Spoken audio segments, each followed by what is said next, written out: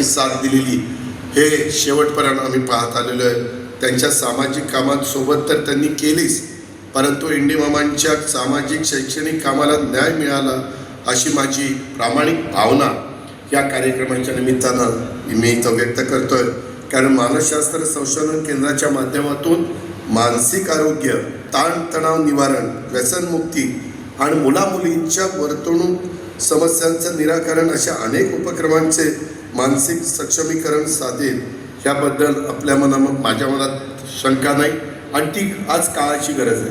त्याचा उल्लेख माझ्या आधीच्या अनेक लोकांनी केला, त्याच्यामुळे ते रिपीट होईल म्हणून मी त्याचा उल्लेख करत नाही. आणि इथं उभारण्यात येणारं बहुउद्देशीय सभागृह, मी संगीताला सांगत होतो की कोल्हापूरच्या परिसरामध्ये जे काही आपण सभागृह करतोय साधारण ते आणि हे मला एकसारखं वाटते. कदाचित आर्किटेक्ट एक असेल पण बऱ्याच साम्य वाटतं, पण हरकत नाही. तुम्ही मनावर घेतलंय ते चांगलंच, तुम्ही त्या सगळ्या गोष्टीचा विचार केला असेल. आणि मगाशी आता बरंच काही रोहितने सांगितलं, मी 40 लाख देतोय, दादांनी चंद्रकांत दादांनी एक पूज्य वाढवावं आणि मी अजून एक पूज्य वाढवावं. बरं सांगितलं नाही की दादा एक पूज्य वाढवतील, आमचे जयंत पाटील अजून एक पूज्य वाढवतील आणि अजितदादा अजून एक पूज्य वाढवतील. तेवढंच बाकी राहिलं होतं. फार चुरू चुरू चुरू चुरू बोलत होतं. म्हणलं गाडी फार फास्ट चाललेली. आज आरआरची जयंती आहे. मी आर पाटील, जयंत पाटील, दिलीप वळसे पाटील आम्ही सगळेजण एका बॅचेत 90ला आम्ही आमदार झालो आणि जे काही राजकीय जीवनाला सुरुवात केली. त्यात आर दुर्दैवानी आरला काही गोष्टी मी सांगितल्या होत्या, सांगलीमध्येच सांगितलेल्या होत्या. त्याने ऐकलं नाही. जाताना मला म्हटलं, दादा तुझं ऐकलं असतं तर मी आज तुमच्यामध्ये राहिलो असतो. मी सांगण्याकरता सांगत असतो, निर्व्यसनी राहायचं त्याच्याच करता मी सांगत होतो. लोकांना बरं नाही वाटत. बघा जाहीर सभेत आरची काढली, अरे मी काय काढली, मी चांगलं सांगायला गेलो, वाईट काय सांगितलं. त्याच्यामुळं आम्ही सगळेजण 90ला आलो. 90ला पण आम्ही ज्युनियर होतो. 95 आलं आम्ही ज्युनियरच. 99 आलं आम्ही ज्युनियरच.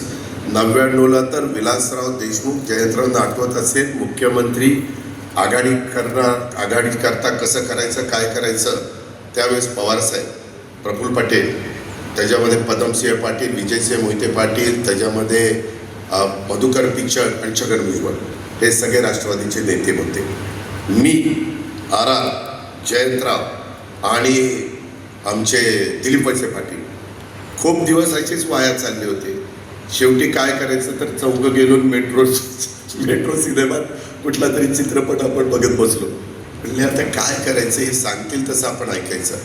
म्हणजे कुठली 90, 95, 99 आणि 3 टर्म झालेल्या होत्या. आणि 2004ला आम्हाला थोडंसं विचारपूस करायला लागली. परंतु काही जण पहिल्या टर्मलाच त्यांना वाटतं की मी मोठा झालो पाहिजे, मी भाषण केलं पाहिजे. त्याच्यात आता मी आता माझ्या पक्षाचं काम करतोय, जयंतराव त्यांच्या पक्षाचं काम करतोय, पण माझ्या पक्षात कुणी काय करावं हे दुसरेच सल्ले द्यायला लागले. मला तर काही कळतच नाही काहींचं. अरे तुमचं तुम्ही बघा ना, आमचं आम्ही बघू ना, काय करायचं आणि काय नाही करायचं.